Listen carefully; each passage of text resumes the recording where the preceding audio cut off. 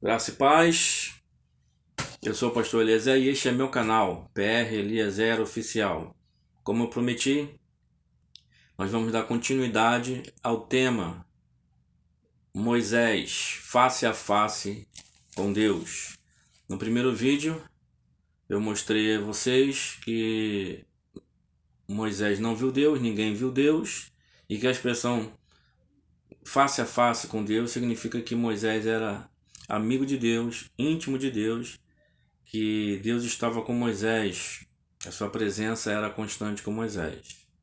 Então, se você não assistiu lá o primeiro vídeo, eu aconselho você lá a assistir, para que você possa entender aquilo que eu vou falar neste segundo vídeo.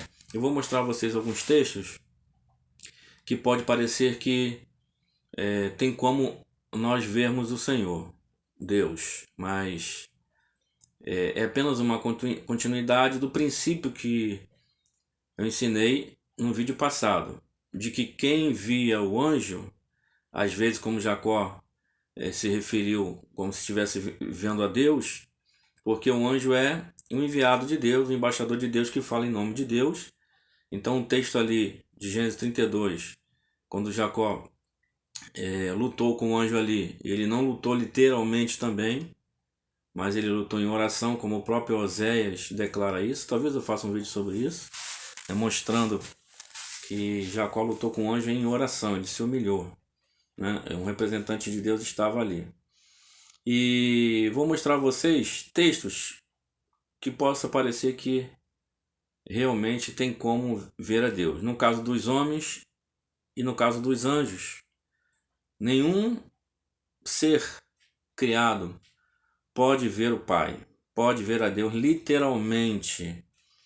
Mas há algumas expressões, eu vou mostrar aqui, lá em Mateus, que parece que é possível tanto a homens como a Deus, como aos anjos, ver Deus.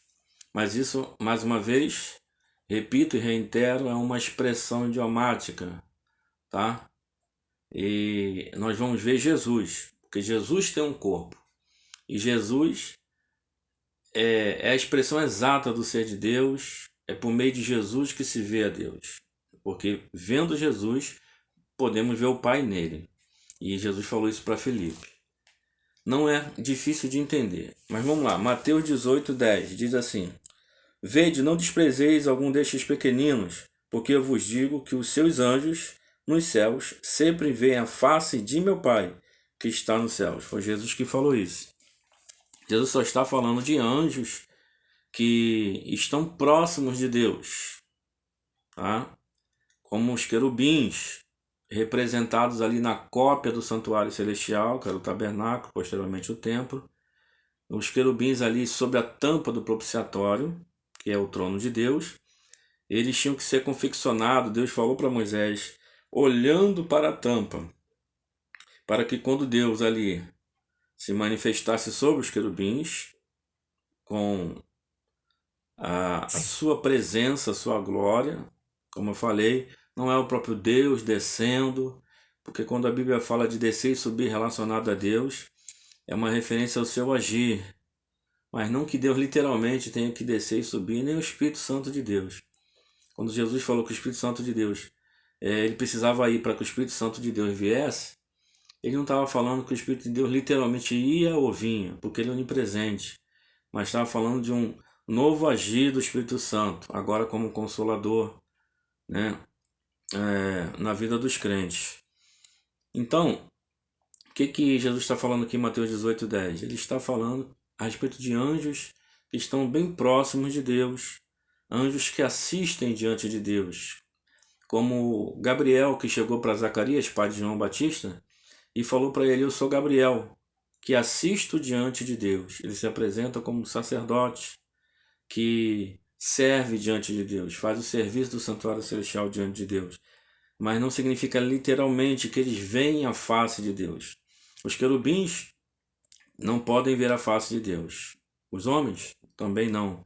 Nenhuma criatura pode ver a face de Deus. O único que pode ver a face de Deus, no sentido de conhecer a Deus na sua mais estreita profundidade, é o próprio Jesus. Eu diria que Jesus é a versão humana do próprio Deus. quando Deus quis se fazer homem, né? Ele se fez homem por meio de Jesus. Jesus homem. Glória a Deus. Outro texto também em Mateus, capítulo 5, nas bem-aventuranças, capítulo 5, versículo 8. Jesus fala sobre nós vermos Deus, mas em que sentido? Vamos lá. Bem-aventurados limpos de coração, porque eles verão a Deus. Ou seja, de tudo que eu já falei, se a gente pegar esse texto isoladamente, nós vamos dizer, não, nós vamos ver a Deus. Talvez não possamos ver a Deus agora por causa da nossa natureza corrompida do pecado, mas eu já mostrei que nem os próprios anjos que não caíram não podem ver.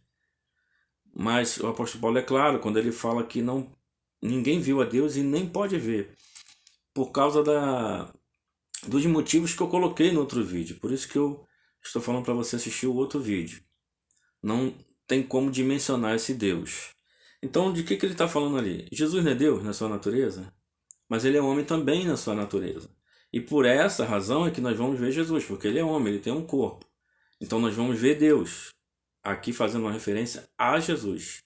Bem-aventurados limpos de coração, porque verão a Jesus, verão a Deus, mas é Jesus aqui. Não tem como ser Deus Pai, o Todo-Poderoso, Hashem. O próprio Jesus, eu citei isso no outro vídeo, mas eu vou ler aqui. Ele fala para Felipe, dentro do que eu já falei aqui, de Mateus 5:8, veremos a Deus, ou seja, se referindo a Jesus. Esse texto também reforça isso. Lá em João 14,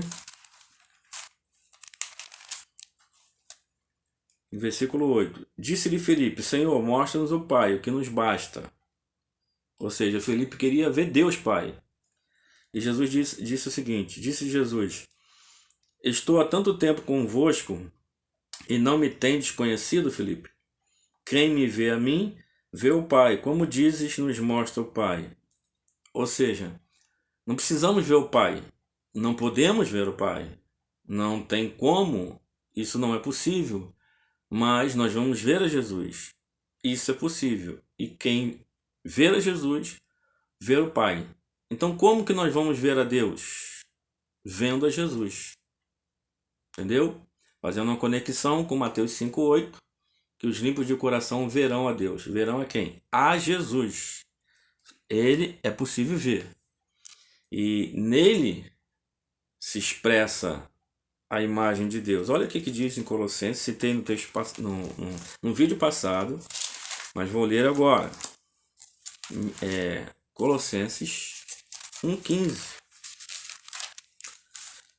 Ele diz, o apóstolo Paulo falando, e despojando os principados, não, estou lendo errado, capítulo 1, versículo 15, falando de Jesus, o qual é a imagem do Deus invisível. Se Deus tem uma imagem, essa é Jesus, o qual é a imagem do Deus invisível, o primogênito de toda a criação, falando de Jesus. Ou seja, em Jesus, nós podemos ver todos os atributos da divindade. Ou seja, quando olhamos para Jesus, quando vemos a Jesus, podemos com toda convicção dizer que estamos vendo Deus. Tá? É essa a ideia. O máximo que podemos ver de Deus se vê em Jesus. No capítulo 32 de Gênesis, citei também no texto passado, no vídeo passado, tá? Sobre esse mesmo tema, Jacó, ele fala que viu Deus. Mas nós temos que entender que isso é uma força de expressão. Porque o contexto é bem claro, ele luta ali em oração com o anjo, que muitos acreditam que ele estava lutando literalmente, como se fosse um MMA. Não, ele luta ali em oração, ele suplica, ele se humilha, ele chora, segundo o profeta Oséias, capítulo 12, versículos 2 ao 4, se não falha a memória.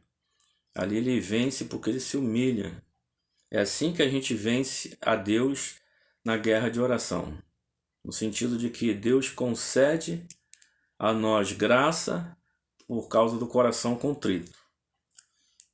Gênesis 32:30 diz assim: E chamou Jacó o nome daquele lugar Peniel. Panim-el. Peniel, face de Deus. Porque dizia: Tenho visto Deus face a face, e a minha alma foi salva. Por meio do anjo, a presença de Deus esteve com Jacó. E ele usa essa expressão para falar dessa experiência. Não é que ele viu literalmente. Ali estava um representante de Deus. Tá? Outro texto também está lá em Gênesis 3:8 a respeito de Adão. Adão viu Deus? Claro que não. Adão só ouviu a voz de Deus. Assim como Moisés lá no monte também. Ele ouviu a voz de Deus, citei também no vídeo passado. E o Senhor fala aqui em Deuteronômio 4, a partir do versículo 11 e 12, que eles ouviram a voz de Deus e não viram forma alguma. E Deus está ali condenando a idolatria de Israel. Capítulo 3, versículo 8. E ouviram a voz do Senhor Deus, depois do pecado. Adão e Eva ouviram a voz do Senhor Deus que passeava no jardim. Deus passeava, não era Deus que passeava. Era a voz de Deus. E muito provavelmente por meio de um anjo, né? Como Deus não precisa ir e vir, mas ele envia os seus anjos. E ouviram a voz do Senhor Deus que passeava no jardim pela viração do dia. E escondeu Adão e sua mulher da presença do Senhor Deus entre as aves do jardim. Adão só ouviu a voz. Não tem como ver a Deus, que isso fique definitivamente bem claro. E aí, para fechar este assunto por enquanto, nós vamos lá para Êxodo 25:22, quando o Senhor manda que Moisés faça o santuário conforme o modelo que ele viu no monte. E aí a cópia tem que ser idêntica ao modelo original. Olha o que ele diz no capítulo 25, versículo 22. O 21 diz: Porás o propiciatório em cima da arca, depois que houveres posto na arca o testemunho que eu te darei. E ali virei a ti e falarei contigo de cima do propiciatório, do meio dos dois querubins que estão sobre a arca do testemunho, tudo o que eu te ordenar para os filhos de Israel. Como eu falei, não é literalmente que Deus iria ali literalmente. Ali o propiciatório representa o trono de Deus. Mas o versículo 20 do mesmo capítulo que eu deixei de ler, diz assim: Os querubins estenderão as suas asas por cima, cobrindo com as suas asas o propiciatório. As faces deles, uma defronte da outra, as faces dos querubins estarão voltadas para o propiciatório. Então eles tinham que olhar para baixo, um de frente para o outro, olhando para baixo, para dar a ideia de que não se pode olhar para Deus. Quando o sumo sacerdote entrava ali no dia da expiação, no Yom Kippur, ele entrava com incenso, cujos componentes produziam uma fumaça branca e densa, espessa, e trazendo essa ideia que é impossível ali enxergar a presença de Deus, que Deus não pode ser visto, tá? Então, eu vou fazer um outro vídeo, trazendo rapidinho, um vídeo curto, trazendo duas palavras hebraicas, que significam, uma significa o favor de Deus, que é a ideia de Deus resplandecer a sua face, de Deus levantar o seu rosto em favor de alguém, e também uma outra palavra hebraica que significa Deus esconder o rosto, que é Deus desfavorecer a pessoa, estar descontente com a pessoa, reprovar, rejeitar, desprezar. Isso não é difícil de entender, porque esse gesto hoje traz essa ideia, né? Alguém que vira o rosto para você, que dá as costas para você, é uma atitude de desprezo muitas vezes. Então que Deus possa abençoar vocês. Letraot, até a vista. Acompanhe o canal, ajuda a divulgar para que a palavra de Deus possa chegar ao maior número de pessoas possível. Amém?